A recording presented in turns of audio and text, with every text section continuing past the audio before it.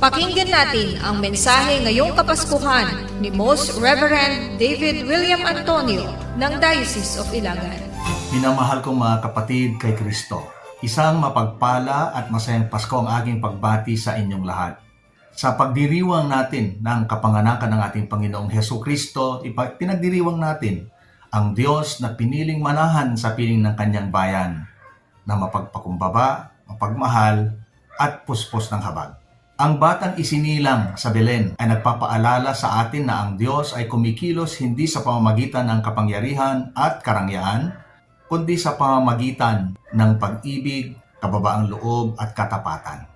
Para sa atin dito sa Isabela, sa mga magsasaka at mangingisda, mga manggagawa, kabataan, mga guro, mga nag-opisina, magulang at matatanda, ang Pasko ay paalala na ang bawat pawis at luha ay may halaga sa harap ng Diyos. Sa gitna ng mga unos at pagsubok na patuloy nating hinaharap, tinatawag tayong maging tanda ng pag-asa. Kaya magdamayan, magpatawad, magbahagi at magmalasakit, lalong-lalo na sa mga mahihina at mga napapabayaan. Ang sanggol na si Jesus ay ipinanganak sa isang payak na tahanan upang ipaalala sa atin na ang tunay na diwa ng Pasko ay pagbabagong buhay at kalooban. Kapag pinili nating magmahal sa kabila ng hirap, maglingkod ng tapat na di nanlalamang, at itaguyod ang katarungan at kapayapaan, doon muling isinisilang si Kristo sa ating mga pamilya, parokya at pamayanan.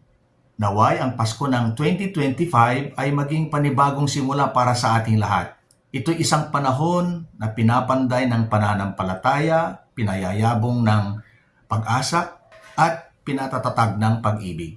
Ipagdasal natin na ang liwanag ni Kristo ay maghari sa ating mga puso at magningning sa buong lalawigan ng Isabela at sa buong bansa at maging sa buong mundo.